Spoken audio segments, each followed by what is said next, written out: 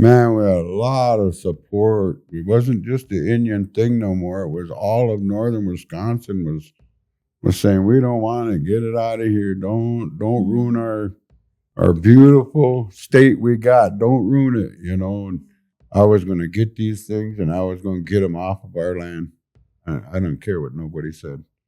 And again, I guess that's what a leader is. To have all kind of loopholes with all them words like that. And no, I wouldn't sign nothing no more. It means something else. Don't sign it.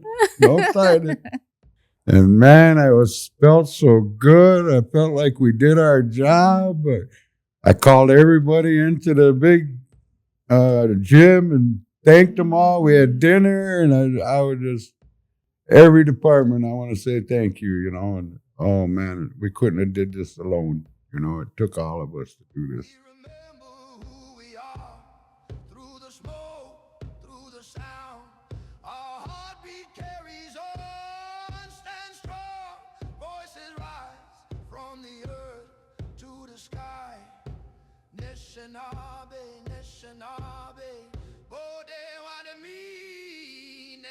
Otherwise, I'm going to be listening to somebody and they're going to be saying, the old ones used to say, and it's going to be my story. And I'm going to be like, oh, come on.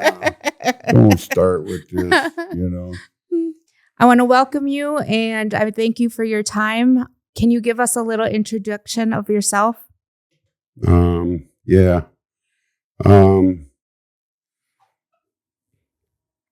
My name is Ned Daniels Jr. And I'm Forest County Potawatomi. My mother and my father are both on a 1934 base roll. And I have a wife, Kim Marie Daniels, and we've been married since 1984. So we've been together a long time. And I have a daughter. She is Amanda Lynn Daniels, and her Indian name is Kikmuk. And she is, I want to say 40 on this date. And through my daughter, that's my only child. And then through my daughter, I got 4 grandchildren. I got Austin, Shapagijik is his Indian name. And I have Justin, he's Gamagijik.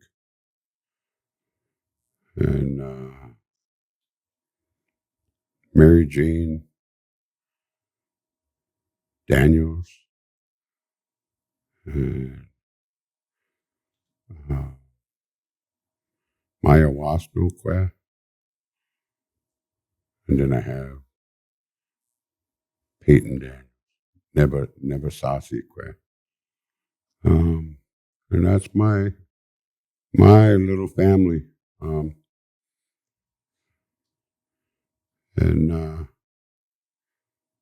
we have relatives around here. And early on, I can remember coming up here as a boy. And I went through all my my things to be a man.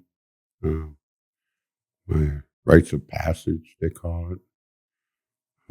Back then, they called it becoming a man. My grandfather, I had several grandfathers in my life. This particular one we're talking about was William Sr., and he had told me that all the things that I was doing in life, that I was going to be a leader of my people, is what he told me. He said he can tell because of the way I take the lead when all the kids are around. And he was a good one for watching the children. And he would point out different things to the different parents. what they were good at. He used to tell my dad, in that one, he's going to be the leader. He's going to watch. He's going to lead our people in the future. That's what he used to tell my dad. And he was right. He was right. Way back, that was in the 60s. And he used to say that, and here I am, 18, I think it was.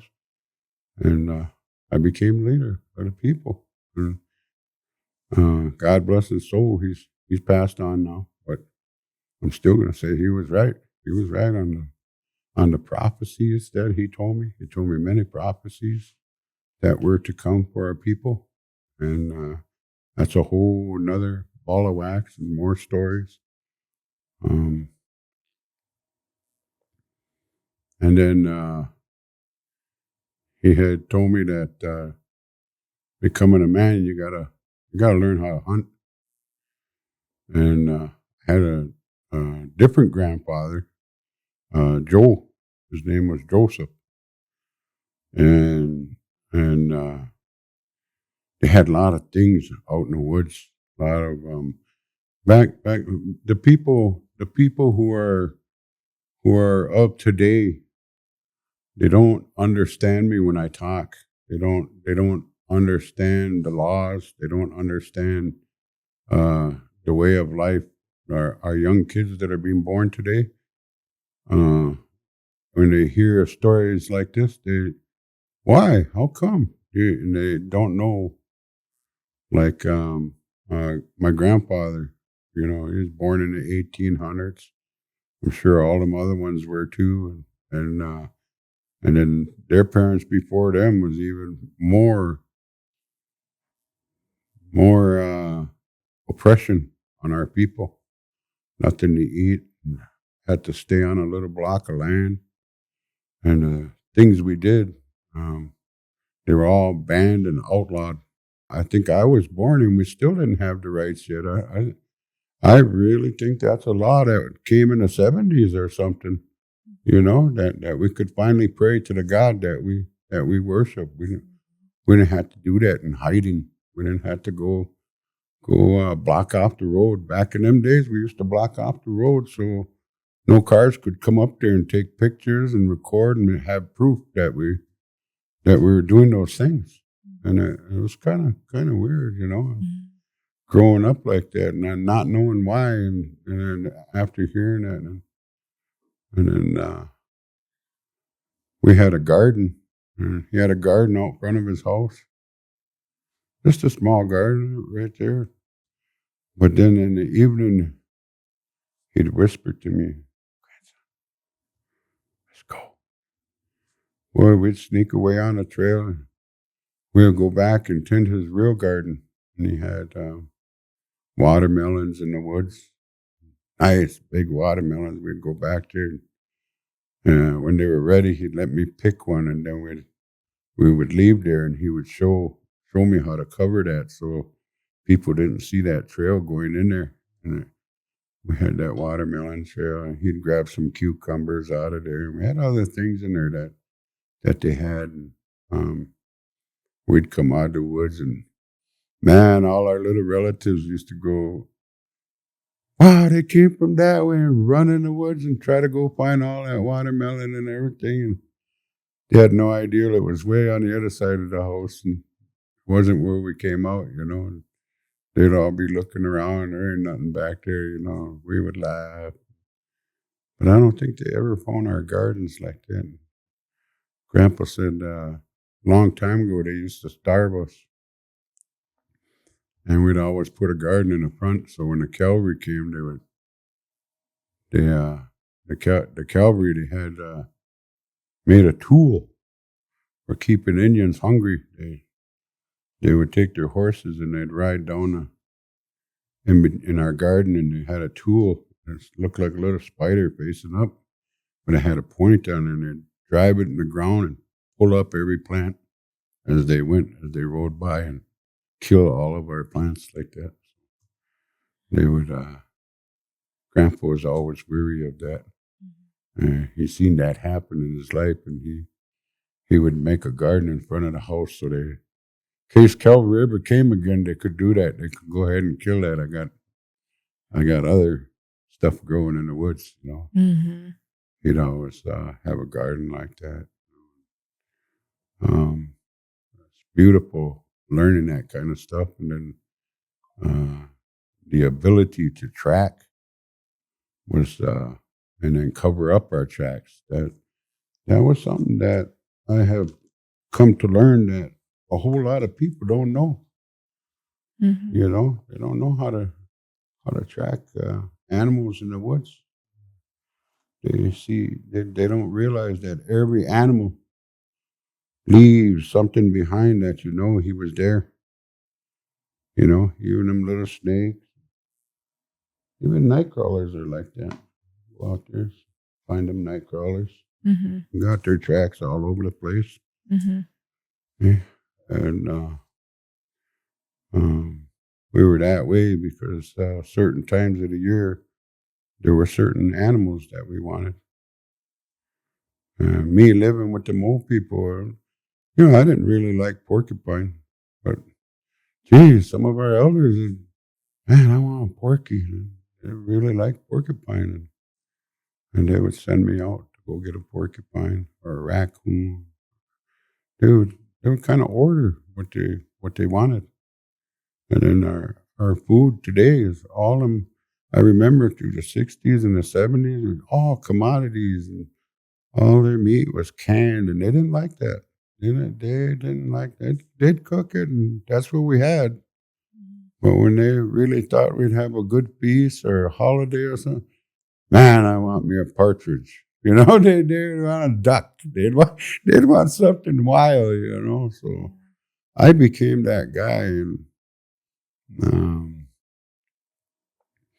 so before I could do that, I had to prove myself. And my grandfather, and my dad and my uncle. My dad, he's Naganradik is my dad's Indian name, Ned Senior. And then my uncle Sidney, him too. He was a young man then, and he would help on a lot of that with me. And they made me go hunting, and they're telling me I'm going to kill a deer, and they gave me a gun, and you don't pull that trigger unless you know that's the shot. Give you a bullet. Boy, all them guys, they put me in a thing out there, and there was a couple of us standing on the ridge, and they drove some deer. They went way far away, and you could hear them. They were hollering, and I was like, and all of a sudden that hollering got really close, man. So I started to hide behind a tree, you know, and I was hiding behind that tree, and I was watching the woods, and I'll be darned if a deer didn't come. There was like 3 deer. They came through there like that, and nobody didn't shoot at them. They must not have seen them. Something, but they came right up, and that deer stopped right in front of me. He just stopped right in front of me, and then he looked at me and he looked away. Man, I shot him, and he fell down. I started screaming, I got him, I got him, I got him. And my grandpa and Sydney and all them came. They came, and for them, they were laughing at me, how I was acting, and they said, now comes the good part. You got to clean them. And that's when my grandpa showed me how to clean a deer. And, I became so good at cleaning a deer, I could kill a deer and gut it in a matter of a couple minutes. And I listened to everything my grandfather and my dad, whatever they told me. That's the way it is. And I will never let anybody around me change my mind. If they come up with a new way to do things, I'll tell them, you go ahead. I already have a way. I know how to do it. And I stick to my Indian ways, my Indian belief. Yeah, he made me feed all the women who didn't have a husband no more. If they were single, living in a family with kids, I had to feed them. And all elders, after I shot that deer, he made me feed those people for a year in my tribe. So, boy, I really got to know our elders. I used to go over there and what you got? I'd tell them, yeah, bring it in. I'll take some of that. Yeah. Boy, they were real happy. They'd cook me something too. Make me some tea, give me some coffee or something. I'd talk to them. Boy, I just learned so much living that kind of life and visiting them on a regular basis. Um, lots about the past, you know. It, it's a treasure trove of knowledge that I thought everybody knew. Not every, nobody don't. I talk. That's what I said, man. It kind of gets crazy because people think, boy, you see the way Ned thinks, and it's a different way of life, a different way of thinking, and we, the way we live, we're like,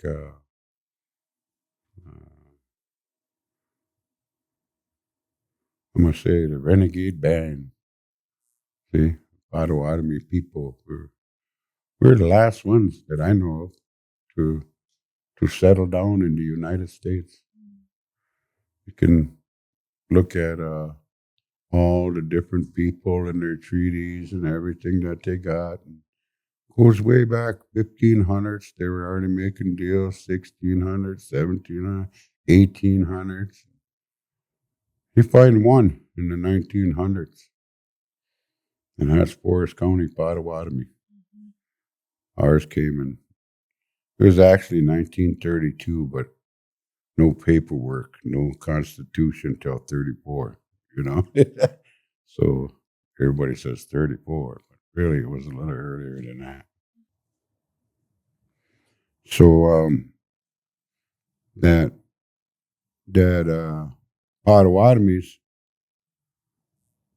we took care of the water because we're water busters.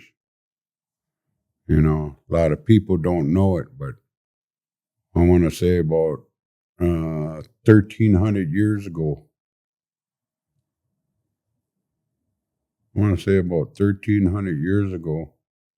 um, we started to notice a change in the world. And some of the Indians banded up. And we're going to go back to the big lakes. And that refers, when you hear, I don't know what it means to other Indians, but when you hear Potawatomi say big lakes, we're talking about our Great Lakes because we regulated them. We regulated the Great Lakes and we regulated the Mississippi about halfway down. And we took care of the water and we wouldn't let nobody destroy our water, treat it any kind of way. And when we made that journey, when we got here, that's where you see those bands split up. And that's where you see those Ojibwas living in the north. If you look at their maps and things like that, you can see that when we got here, these guys took the north. And then the Potawatomis, we had all the south sides of the lake all the way across, right up to the Mississippi. We owned all that land right across the bottom of the Great Lakes and up into Wisconsin. We used to go all the way up to the thumb of Wisconsin in there. They got that island there. I think they changed it to George Washington Island. But really, back in the day, that was Potawatomi Island. The Ottawa, they were also with us, and they had taken the middle of the Great Lakes.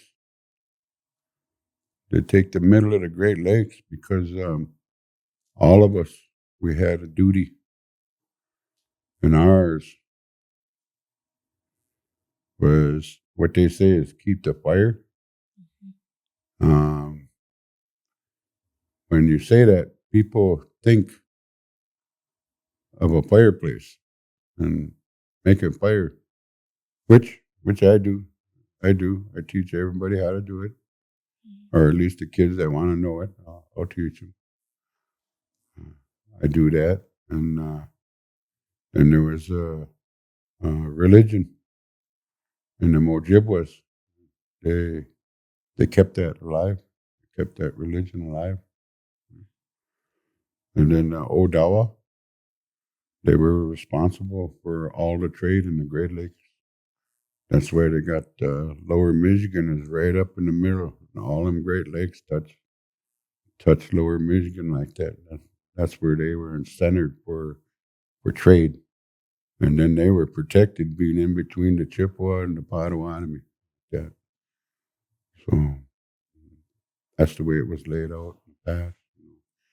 Even when we were getting conquered, there came a time where they had conquered all the east and the south, and they started conquering the west, and the only thing left was a piece of Indiana, Illinois, Wisconsin, and Michigan. And I believe the white government had put that all aside and said, right now, let's just leave that for an Indian state.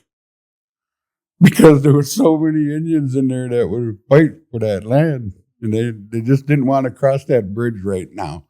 So they just kind of carved that out and just left it wild, and they settled all the land all around us before they dealt with us. I never knew that a long time ago, but as I grew up and started to learn history, wow, it fits right into the way Grandfather told us the stories and everything like that. And it was so good. I think all you asked me was who am I? Make Your an introduction, yeah. Okay, well, I'm kind of getting lost there. No, this is great. This is great. We really appreciate your stories and honored to hear everything that you have to say, and to know that our family ties are pretty strong, and to hear those stories, I really appreciate that. Yeah, good. I do. One thing you did mention is how connected we are to the water and the air, and how important that is for us to stay strong and fight for that. Before you became chairman, you were involved in a lot of the speaking about the Crandon mine and making sure that you were protecting that water and the air. And we have articles about you, and we have pictures of you speaking up and really owning the name that you were given way back when. Can you let us know what that was like back then during the Crandon mine, and how much we fought for our land and our water and our clean air? Yeah, it was a scary time. The mining companies had come here, and they did some tests, and they wanted to dig up our land, and they wanted to create a open pit mine, and that open pit was going to be 20 miles from rim to rim. So it's going to be the center of it, and it'll be a 10-mile radius, which would extend 20 miles. And my elders couldn't fathom that. And then we started asking, well, what did they do? What about our gravesite? Oh, they'll dig every one of those up and move. They ain't digging up our gravesite. What the heck? And just a whole conglomeration of stuff that we would never do. What are you talking about? Mm-hmm. And I used to go in by the elderly, and you could pay $2.50, get a dish, put your $2.50 in that thing, and they'd get donations like that.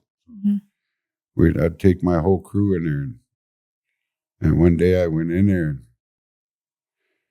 the elderly one of them was crying. I leaned down and I told my mom, what's the matter? She said, listen.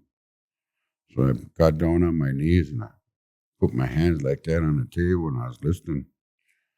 And they were talking about that mine coming here. And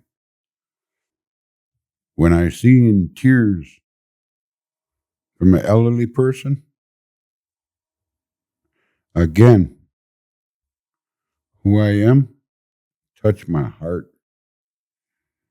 And I don't like seeing elderly people cry, man. It just breaks your heart if you see your grandma cry or if you see your grandpa cry. It just, man, what can I do, man? It was literally, you can run them out of here, protect our land. So I started that. I started that venture. I did what I do best. To me, all things in life, if you're going to tackle them, first, study them. Know everything about them. So that's what I started. And I started to learn all about them, and I started to get a whole bunch of information where they did this before, and I started getting pictures of that land. I was like, oh my God, no, this ain't happening. So I launched I used to work for the land department, land natural resources, I think it was called. Something real simple. Only had 2 people in it.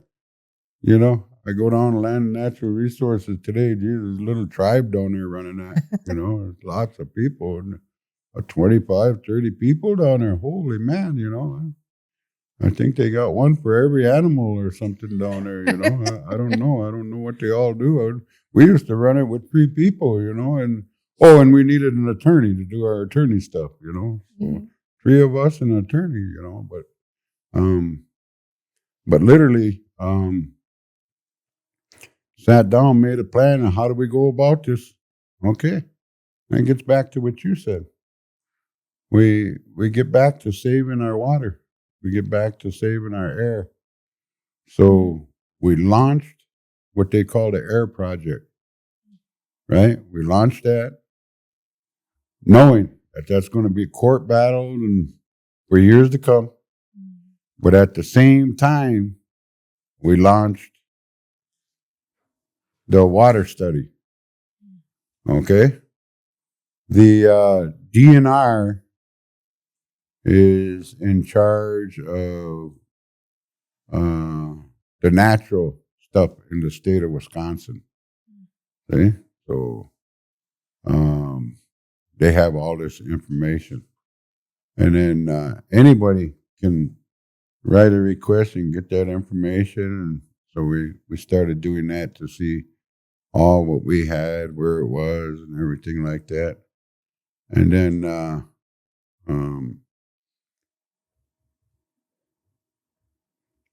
at the same time,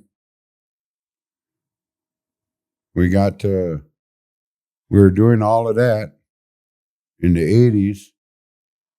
In the early 90s, we were doing all that. And then a tornado came through our land. Started on one road, just kind of zigzag right through our land, destroyed a bunch of houses, and we couldn't go nowhere.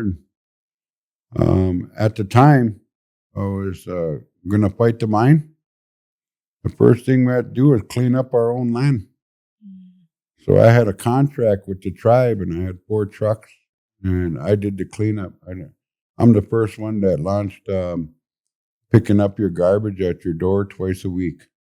That was me. At the time, they call it the sand pit. But nowadays, I hear they put it on the map, and it's called Ned's Pit. They named that garbage pit after me. Really?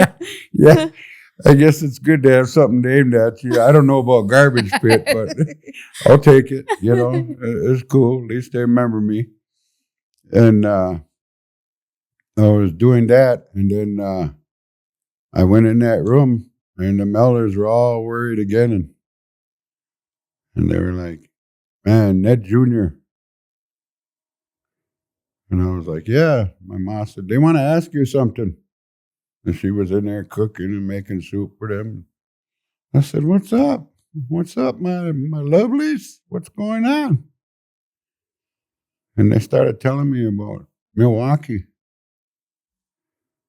And they started telling me how this guy with a contract running our gaming facility, he is buying out our people.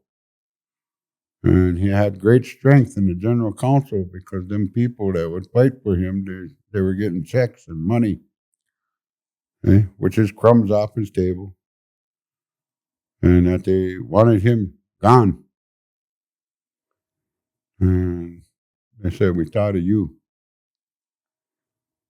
I said, yeah, well, you should be telling the executive council to go down there. They got to challenge it. I said, well, that's why we want you to run. The election's coming up. We want you to run, and we will put you in there.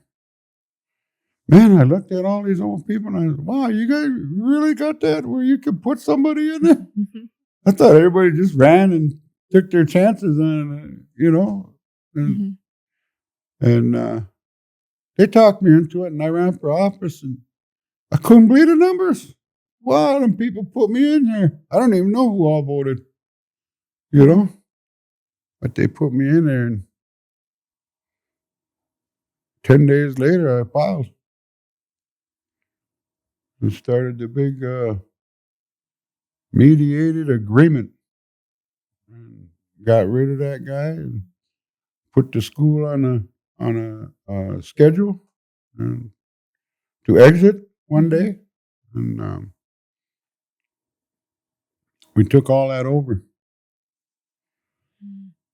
And the reason why I'm telling you that is because when that mine came,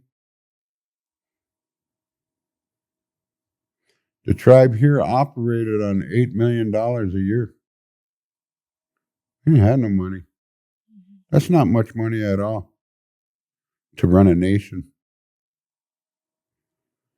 And then that mediated agreement took a couple years, and maybe a year and a half. Then when we won, by the end of the year, we were up into $80-some million was our income. We moved from $8 million right up to $80 million. It was unbelievable. So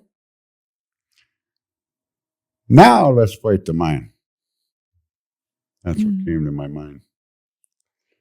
So I went to council, and I wanted to study our water. So they gave us the money to study our water. At the time, the DNR had said, you guys got a watershed. Maybe you got 2 watersheds. So if you guys know anything, you know the state don't have that kind of money to play with. So our tribe went and bought some really expensive people and equipment to study our water. It turns out that according to the maps and the highs and the lows of the land, our land holds the highest spot in Wisconsin with the Sugar Bush Hill. Okay, highest spot. And the study that they did and put all kind of holes all over and went underground. And they had running water in 4 different directions. And it turned out that our land sits on 4 different watersheds. Even into Michigan, our water goes. Then down south and in all the directions. Nobody ever knew that. And then being the biggest hill, the wind would come and roll and deposit air pollution. So again, we're studying, and there's a person. He's the foremost authority in mercury, which is very dangerous for water. And we ended up going to court, and all those things came out. And the people around here, non-native, man, we can't ruin that. We can't. Wow. And they started seeing how beautiful it was, and how, man, we had a lot of support. It wasn't just the Indian thing no more. It was all of northern Wisconsin was saying, we don't want to get it out of here. Don't ruin our beautiful state we got. Don't ruin it, you know.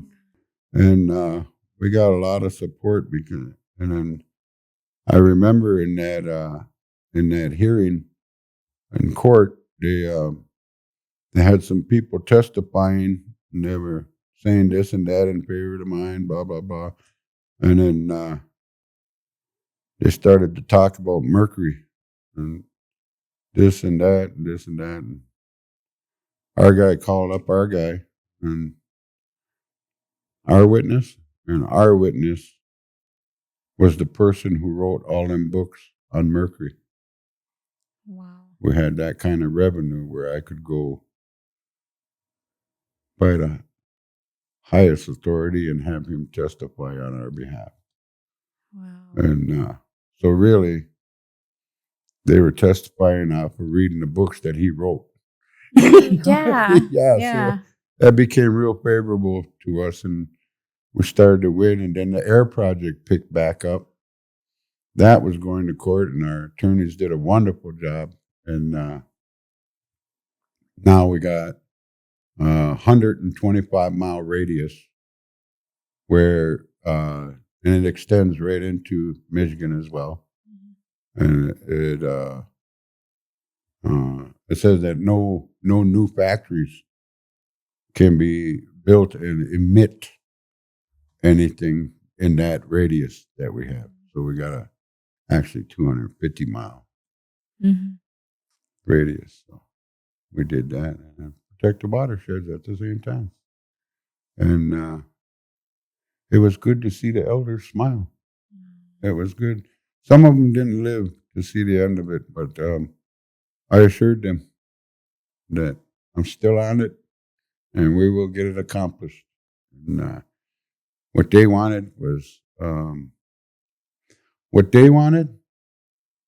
what all the Indians wanted back then. And I'm going to say somewhere right up to where I'm about, all Indians wanted a better future for their kids and their grandchildren. They really didn't have no selfish for them right now. Their job was to make a better world for their children. Again, because of all of the stuff that we had been through as tribes, and all the warring and the fighting and the losing our land, losing our lakes, you know, and just all the underhanded stuff that ever happened to us, and it really made us like oppressed people and put us on a little square where we got to live on there and you can't cross the line. And then somehow they make sure we had nothing but wine, you know. I mean, and a lot of alcohol effects and drug effects and things like that started happening to our people. But man, beautiful people. Had a great time with them. Boy, they used to sing all the time. We used to drum all the time. It didn't make a difference where we were.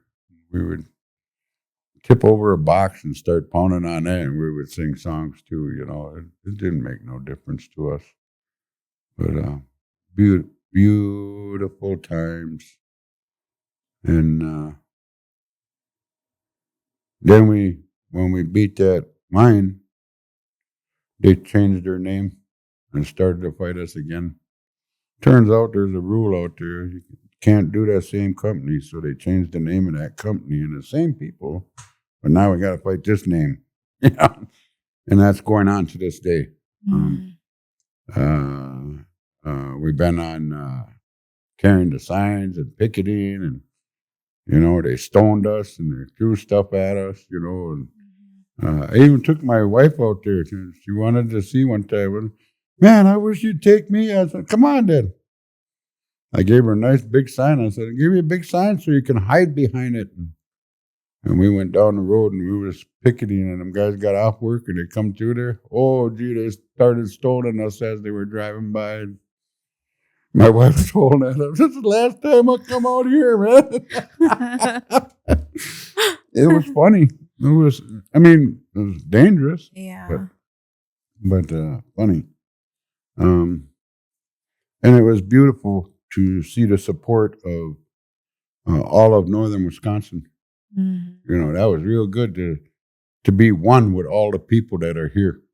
Instead of being you're Indian, I'm white, like that. Instead of being like that, it's good to see everybody come together to protect a natural resource. I just never think that would happen. Yeah. But when I seen it, I just prayed and thanked him for watching over my people. That was a scary time. Try to put it behind us. I was literally the one that I want to say Al Milham was in the government at the time and in general counsel. They had sent me to negotiate with Mo Lake, and we bought the mine, and other tribes weren't so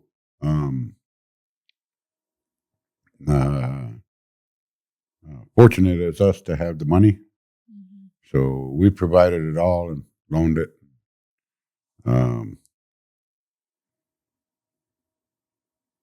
Once it got in our hands, and it's been pretty quiet since then, but I'm hearing they're digging holes again on the other side of the river. So they're still poking around there and trying to maybe get at that underground or crawl underground and get some of that and get out of there. I don't know. Whatever. Maybe that'll be a fight for me as an old man or a fight for my kids or something. Time came where it went slow. It was time to move on. And then once elders put me in as council member, boy, I was off and running, doing that other fight, and kind of got me out of the natural resource thing, Yeah. I never went back. They bought all my trucks and they bought my whole crew and gave all my crew members a job, and they got insurance. And, there's a benefit from working from the tribe and working for me. I never gave them none of that kind of stuff, All you get from me is a wage. Yeah. Yep. But, yeah, it was pretty funny. Pretty weird how that happened. And then started that and then got married.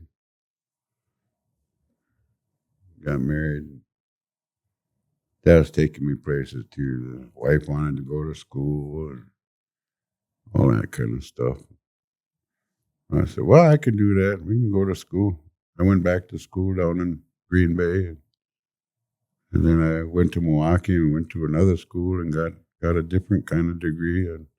And I got a degree in welding and I got a degree in auto mechanics, So I got a little welder in my house, 3 of them. And pretty self-sufficient if I need something, Every now and then a friend will need something. Bring it in the garage, I'll fix it. Yeah. No big deal, just something to do. As Indian people, when you hold an eagle feather, you can't misspeak, you can't lie. So I carry my eagle feathers so my people, when they watch this, well, he must be telling the truth there. He got a big eagle fan right in his hand. Mm-hmm. He wouldn't have that if he was lying. Mm-hmm. Like that. That's a Scabawis. Helper. That's our helper. That's what they call him. Scabawis. Goes up and does things for us. Tells the creator what we're saying. Like that. Keep him handy, and that keeps our heart pure, and it keeps our tongue true. Every time.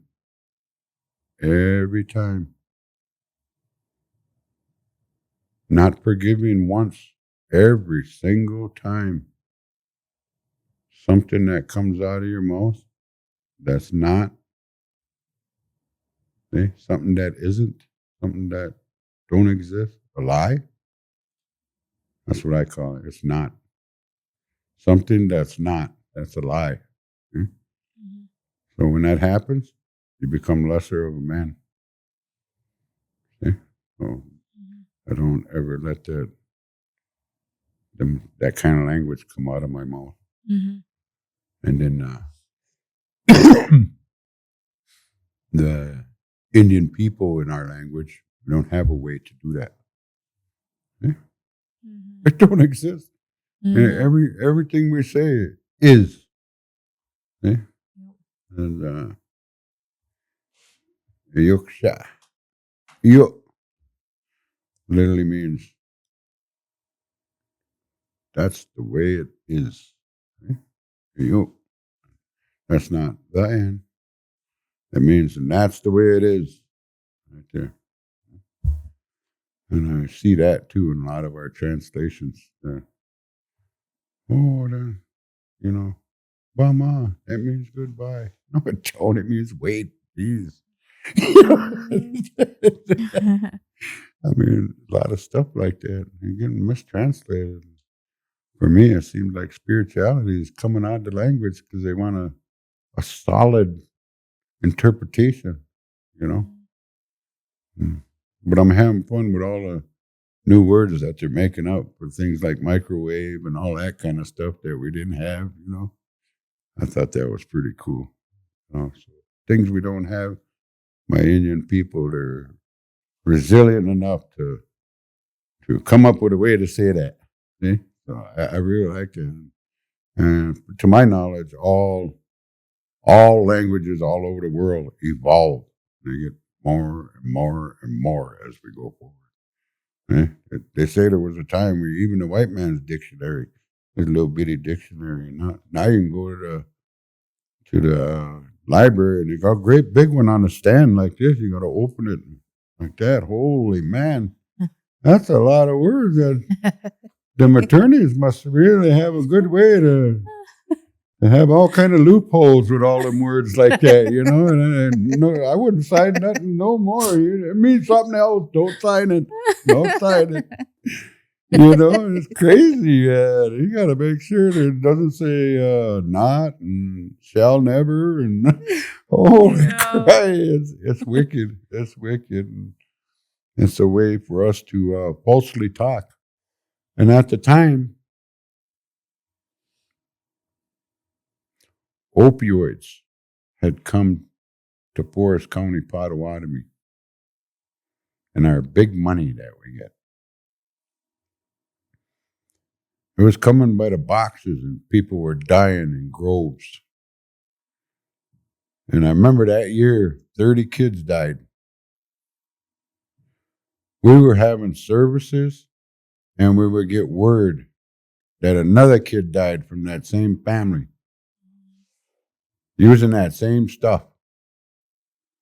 That's how prevalent it was. It was going hard.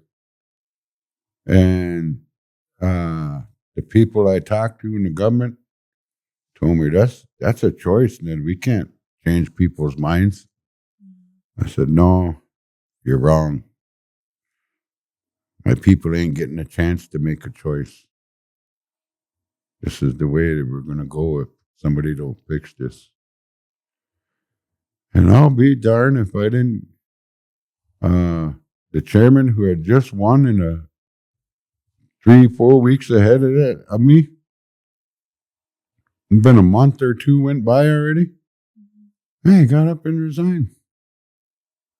We had election. And just like all these people told me, I became chairman. And I know you were there because you seen me go after those opioids.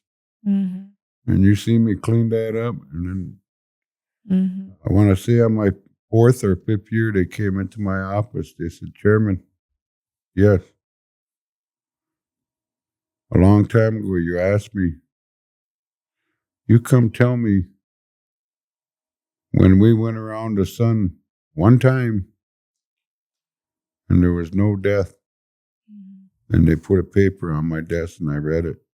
And they said, it's been 12 months and we have had no opioid death on the reservation. And man, felt so good. I felt like we did our job. I called everybody into the big gym and thanked them all. We had dinner, and I would just, every department, I want to say thank you, and oh man, we couldn't have did this alone. It took all of us to do this. So you were talking about some of the opioid epidemic that you worked on that was probably around before 2020. And you talked about that during the State of the Tribes address. Oh, yeah. I forgot all about that. Yeah. What was that like? The State of the Tribes? Oh, that was amazing. But I think what it allowed me to do was to say some things that a whole lot of people didn't even realize was going on. They didn't even know what an opioid was, a lot of them. And they wanted more explanation. And I was real glad that the newspapers understood it because they knew from other communities what was going on. And the next day they were like, some of the papers, they said, Chairman Daniels calls for immediate action on opioid addiction, opioid invasion, and these countries sending it here. And they all had something positive to say about, we got to fight this all together, And then over the next couple of years, I had people in government come to me and say, Ned, you're not alone. I got a relative and I got a daughter, I got a son doing the same, like that. My big thing was I only have one child. And it was hard to live. Scared to go to sleep because I didn't want to hear the phone at night. And it wears you down after a while. And I had to grab the grandkids. And here I am, an old man raising my grandkids, I got a 10-year-old at home right now, I hope I'm around when he gets to be adult, like that. And that just ain't right. And that's what all our families are living through. I'm not alone on this. I want to say every bloodline has been touched by these opioids. And it's not a pretty picture, So at that time, Stace, I really didn't care what anybody had to say. I was going to get these things and I was going to get them off of our land. I don't care what nobody said. And again, I guess that's what a leader is. He does what he thinks he's got to do. And I'm glad to see today. People come up and hug me. And, what's that for? Because you created so much that helped me. I'm living again. I got a job. I got my kids back. And it's beautiful to hear that happening out there, and all these programs we put in place, support. And, oh, man, it's just a sad, sad story that makes you happy in the end, and you feel good that you did something. And again, back with the Indian culture, that's what I do. Make the future better for our kids. See? That's what we're all supposed to be doing for even 7 generations here. Kids we can't see. What are they going to do? You know? The biggest thing that I ever did for that was not the biggest thing, but the thing that reaches the farthest is the compact. Right shortly after that, I was negotiating the compact, and I've been there 3 times negotiating it, and I told him I don't want to come no more. You got to give it, you know. And our governor, God bless his heart, he was a good partner, I'll say, to work with. He literally said he was partners with us, you know, like that. And when they think like that, man, you can go places and do things, you know. And he helped us, and I got this thing approved out to 2091.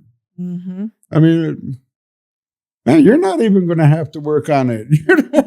This is going to be your kids' work, maybe your grandchildren working on it. Yeah. But that's how you do things for the people that are not here yet. See, a lot of them that ain't born yet, they might be working on that. Yeah. When that time comes, you know, that's a long ways away from us right now, you know. Yeah.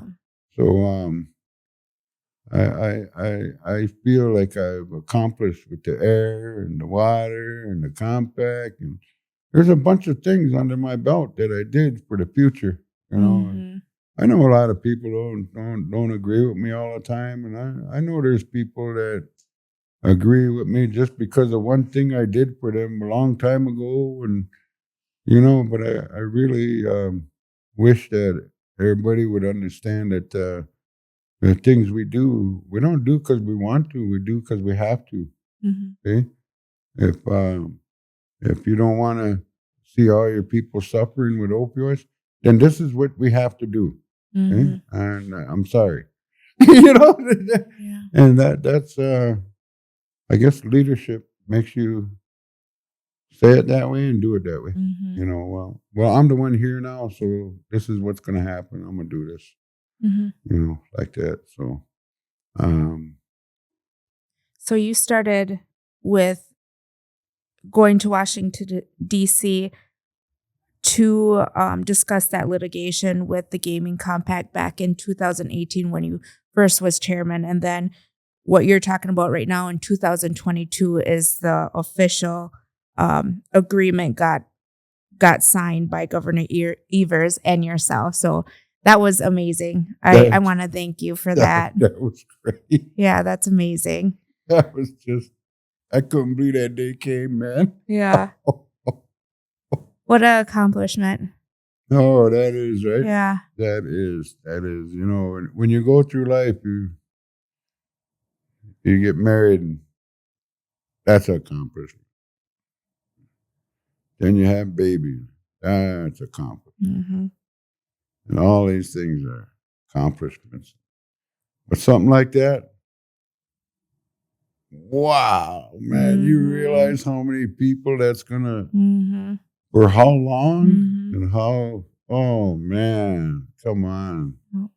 I mean, in the beginning, we used to have to beg for 5 years at a time, you know, and get put under the thumb each time, you know. It didn't happen this time. It was good. It was relief. Yes. Almost makes you feel like I can just go to sleep now for a while, lay down for a while, enjoy life or something. Yeah. And I think that's what we're all going for, right? We're all going for a time when we can enjoy life. That would be great if we can enjoy life and not have to pay too much attention to the things that are pressing us to be a different way. You know, they hunting, fishing. I was a young man. It was like, I want to say somewhere around 1979, 1978, 1979. Me and my friend were fishing down at Bug Lake, a couple of the relatives, and a DNR truck had pulled up. And everybody started running. And my uncle, he was a big man, big. And he couldn't see too good. He had green glasses because his eyes were too sensitive to light.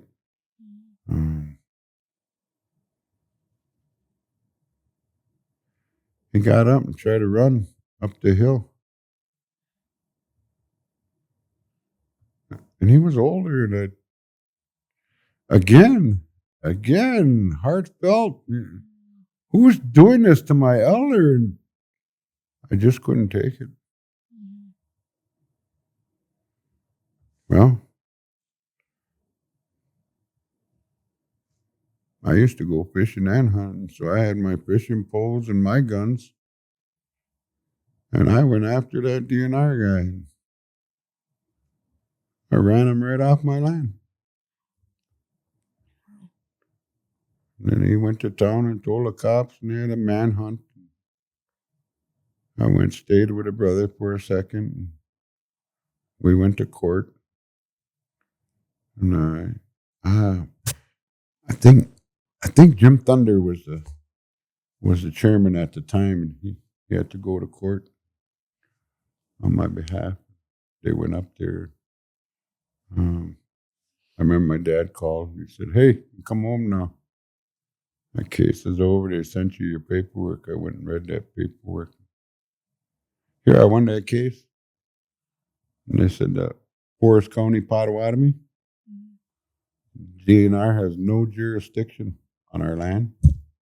And from this day forward, we can hunt and fish in any manner we please on our land. Hey, that's another one under my hat. How many people did I affect? Wow. So that's how we got hunting and fishing rights. One other thing that we discussed was State of the Tribes was February of 2020. Then shortly after that, in March of 2020, COVID shut down pretty much everything in the tribe. Oh. That was devastating for all of us. That was a bad time. Okay? Mm-hmm. That was a bad time for the United States. It was a bad time for a lot of tribes.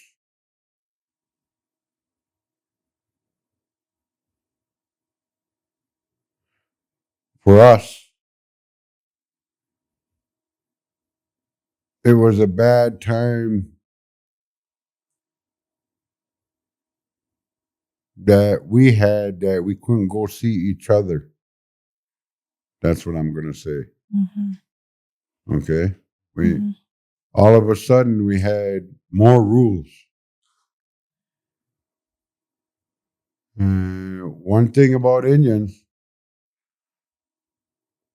ever since the coming of the Washkewib, I was getting more rules piled on us. And what they don't know is that when COVID came, for us, isolation, because of what I told you before, they're living this way, not our way. Yeah, if they were like me to the rest of the world, "Oh, welcome, you're all Indians now. Get in your house and stay there." See? We were told that a long time ago. See? Don't cross this line. We were told that a long time ago. All those rules they had on the United States, that was already like that for the Indians. That ain't nothing new. They're always pushing us around, telling us where to live, cutting out a different piece of land or something like that. So it was nothing new to me. I've heard this story before. Repeated itself many times through history. I had a really good team of planners. I had experts. I had got educated people. degrees, know what they're doing in all the different departments that I was running. I'll get people that know what they're doing, that are trained in it, like that. And we had a massive sit-down week, and we made some big plans, and it was amazing to me, and I was happy to be able to conduct that kind of business. And my team that I had, my people that were on the board with me, man, they were all awesome. They were all helpful. You know, it wasn't fighting each other and all that kind of stuff. At that moment, we were all fighting COVID, and there was nothing else going on that we had to worry about. Mm-hmm. So, and then we did have to close the casinos. Mm-hmm. We didn't have casinos, and you remember the Warriors I told you about on Facebook? Yeah. Yeah, they all started up and being Warriors with no reason. They had got a check that week. Mm-hmm. They got a check the week at, but they were still on there. What are we gonna do? What are we gonna do? And we're gonna live. Mm-hmm. I got it. Relax. Mm-hmm. You know? And we got to it. By the time we opened up, my other plans kicked in because I was remodeling and rebuilding and everything at the casino in Milwaukee. Yeah. And we kicked off that big expansion. Yeah. And guess what? That got all the people out the way so we could do our work. Yeah. And the crews we had in there, they were wearing masks, and they were Mm-hmm. keeping their hands clean, and they were wearing suits and everything like that, you know, to watch for that. But it was a trying time and a scary time. And I did my best. We started door-to-door stuff, delivering food for the elders and water and things Mm-hmm. like that, and anybody else who needed that kind of stuff. Mm-hmm. I started opening up to the communities around. They had vaccines, but I didn't know that the communities around us, they had to use insurance or pay for it or anything. So we as a tribe, I started out like with the veterans. If you're a vet, come on up here, you get free shots. Then I started with law enforcement. If you guys are law enforcement, come on up here, you get free shots. You know, and I started giving out stuff to stop the disease, Mm-hmm. see? To make it a better world that we're in, and extending my hand to everybody. And I had 2 or 3 different places collecting masks and hand sanitizer. So we started making bags for people, and they could just grab a bag if they were short or Mm-hmm. something like that. Or we'd have visitors, and at the time we were running a skeleton crew here. What do they call it? We let go of everybody who was non-essential. Hmm. I don't like that word. I don't like it to this day, but I'm glad they didn't call me non-essential and send the chairman home. You know, I wouldn't want to be called that. You know, you're non-essential. You know, I don't like that at all. You know, and then even the people were sent home. Guess what? I kept them going too. They still got a paycheck. Eh? I helped them get all through this. Mm-hmm. They thought they were going to go home and oh no, what are we going to, you know, it didn't happen.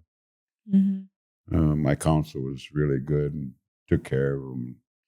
We helped everybody in the whole neighborhood. When you clean the table, it don't do no good to just do one spot. You wipe the whole table. Mm-hmm. So that's what we did in Forest County. And I was helping all the communities and everybody everywhere. Mm-hmm. You know, wherever they needed help, we was doing that.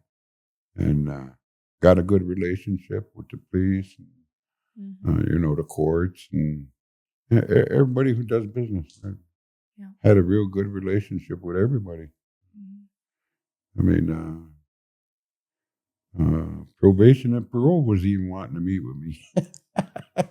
And that was great too. That helped us set up those courts for them young kids that were on the opioids and give them another chance, because we understand the disease that they were on and stuff like that. Mm-hmm.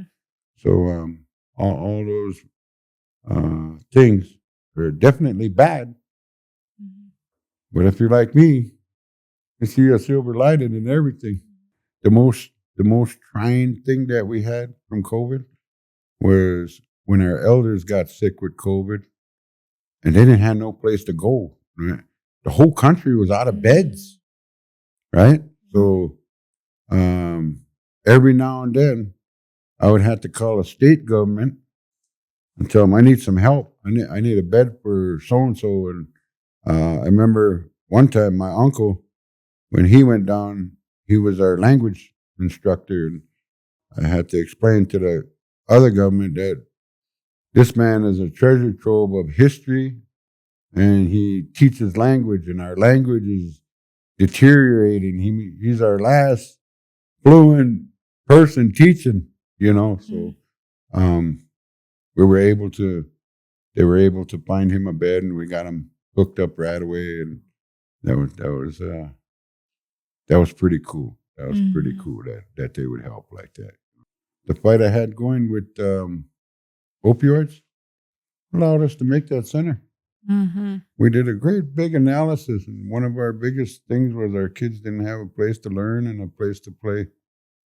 So we did that center, and the way I had it set up, all the kids could get dropped off there after school, and then they could go in there, and I had girls down on them tables, and them kids, when they come in, they had to do their homework before they go run off playing. And then, after that, we ran it like that. Some of them kids were coming in, they were starving, they hadn't eaten. And when I heard a couple of them stories, oh no, we got to feed our kids. So even though we are who we are and we got income and things like this, when you're on opioids, all that money goes out the door and your kids still suffer. Mm-hmm. Okay? So now the kids couldn't wait to get off the bus, do their homework, go get a plate to eat, then go play. Mm-hmm. And go home and go to sleep tired out. See? Wake up the next day and jump on the bus because I'm going to the center tonight. Mm-hmm. And it made them in a good way. And now you see some of that? We got, little athletes walking around and stuff, man. And we didn't have that before, I'm just waiting. I'm just waiting for one of our kids to jump in the water and act like a fish in there, because I could, in my mind, I could see kids down there practicing swimming and being sent to the Olympics. Go over there, We got them the timers and everything. I got a diving board if they ever put it in. For them kids, the Olympics literally has it laid out for you. You swim down there with a breaststroke, then you come back with this kind of stroke, and they can literally go down there. I made that pool the exact size of the run on the Olympics.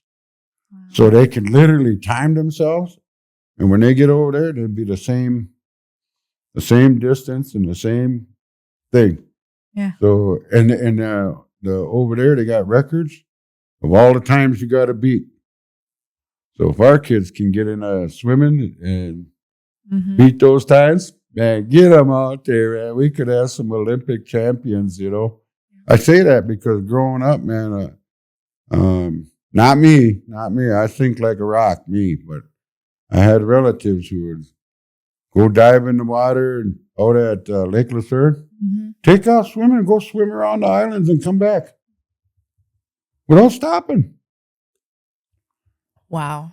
Man, that's a fish. You know what I mean? Yeah. That's a duck at least.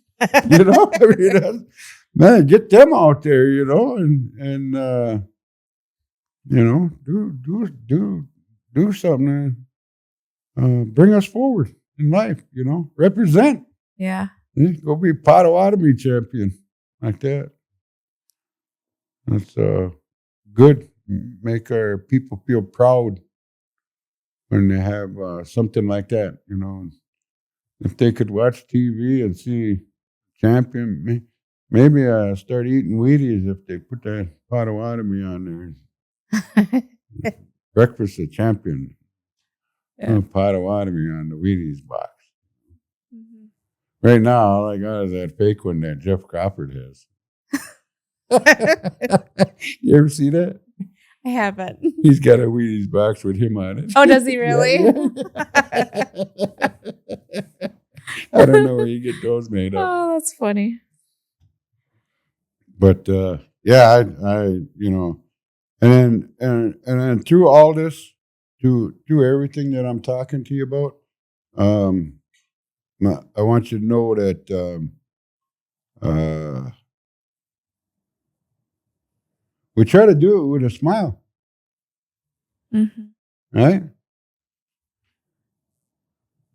I'm gonna go out on a limb here, okay? And I'm gonna ask you, not ask you, I'm gonna tell you something. I don't think there was ever, not once, a day where me and you talked and I didn't make you laugh. Huh? That's 100% true. Yeah, see? Yes. Yeah, I always, that's how I am in everything. And Yeah. you know what? Me and you could do so many projects better with that feeling. Yeah. See? You Yeah. got that feeling. Even these guys back here, see, go tickle them, make them smile. And, oh, man, they will all feel better. They couldn't wait to get back to work again. It's a nice place to be like that. Yeah. And good people to work with. Yeah. Things like that. So much more accomplishment Yeah. than miserable, head down, not talking to nobody. Yeah. Who wants to work around that? You know? Yeah. So, pretty easy for me to have like work crews and stuff like that. Everybody, Ned, you're the best boss, man. You should have been a teacher, Ned. You're really good at teaching. I always get that from people, you know. Yeah. Is there any advice that you would give to our youth or our leaders that are currently in their positions or upcoming leaders? I guess you got to try to lead. You got to try to lead your people in a good direction. And understand that it's not all about us. See? And there would be, if I could do anything at all, if I could make it any way I could, I would make it so all of my people would have a brain that thought of the future generations instead of how much quarterly is going to be next week, or how much is my per cap going to get raised, or look what I got, you ain't got one. Mm-hmm. And living in what I call the now. See, you need people who can think of people that are not here. Mm-hmm. And that's the Indian way. When they look at all our warriors fighting all them wars, them warriors weren't fighting for themselves. Mm-hmm. They were fighting out of fear that some man somewhere is going to take over and start teaching their children and their grandchildren. They didn't want that. They wanted to raise their own kids, and they want to teach their grandchildren so that it could be passed on. See? Indian people are generally at one with the earth. See? Now they're knowing that nowadays. Now they're going, wow, that's pretty clear. The Indians are the environmentalists of the whole planet. Because that's what we do. That's what we are. We're part of the earth. We're part of the planet, you know. And they're digging up all kinds of things everywhere. And I'll tell you what, young lady, they for years told me I was crazy because I used to tell people we didn't come across no ice bridge. Jeez, quit saying that stuff. Like we were Africans at one time, and we walked up and became some Europeans for a while, and then it snowed, and we got across the ice and became some Eskimos for a while, and then we came down here and got nice and brown in the sun and became Indians. That ain't what happened. Jeez. Anishinaabe. Eh? People wonder what that is. What does that mean? Indian. Oh, here we go again. So Anishinaabe is laying down of a spiritual hand out of the ground for us. He put us here. Eh? They're saying that didn't happen. They're saying 25,000 years ago you walked, 30,000 years ago you walked across. No, they just had a storm. And that storm blew all the sand off the bedrock. And they found them dinosaur prints. New Mexico, and a whole bunch of Indian prints hunting that dinosaur. Now that was way more than 10,000 years ago when we supposedly walked across the ice bridge. Yeah, right. I just have a hard time believing that one. So knowing that you were put here, live that life. It's for a reason. You're working for the people, and not just the people that you can see. You're working for the unborn, the generations to come. See? And you can do a better job at that if you look to the generations that have passed. You got to look back and know your history before you can go forward. It's always like that. If you go against that, you're going to end up going back and learn how they did it before. See? So you might as well just do that first. Get that out of the way so you can go forward. Again, all the bad things that can happen comes from thinking of yourself. See? If they would grasp that. Just don't think of yourself while you're there. You came with nothing, leave with nothing. See? You're there to work for the people. And that way you ain't going to be accusing them of stealing or anything else. Or taking extra trips or not coming in or whatever. Okay? Don't think of yourself. Just think of our people. They'll do a good job. I really believe that. And you don't have to be the one with all the knowledge and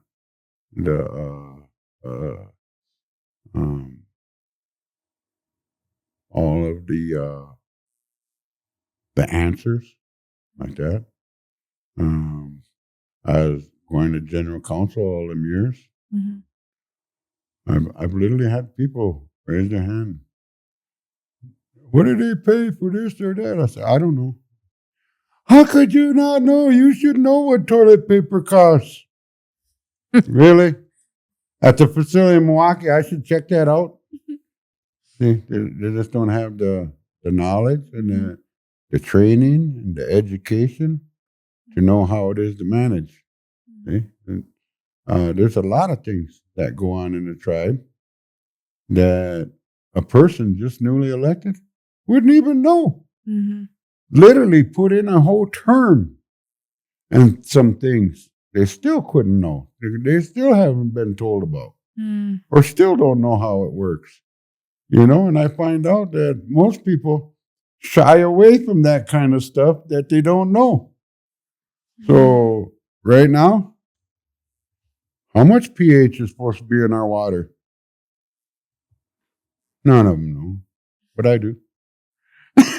Yeah. Because I was the one getting all them questions. Yeah. And I take the time to go look. So those kind of things like that, as long as they understand that and live that way and understand that you're not AI. So don't try to act like it. You don't know every answer. Did we talk enough? I think this was I amazing. don't even think I talked about being chairman, did I? Yeah, we talked about a lot of the highlights through your term. Yeah. Yeah, you did a really good job of explaining This everything. is the problem with having her here. I got a chance to teach a little bit, so I love it. I kept going off of that and kept going off of that. Well, thank you very much for spending time with us and sharing with us your leadership over the years. Just want to say I'm very proud of you and thankful that you took the time to be our leader for the tribe, and I'm grateful you're here today. Yeah. Thanks for inviting me. From the fire, from the drum, we remember who we are.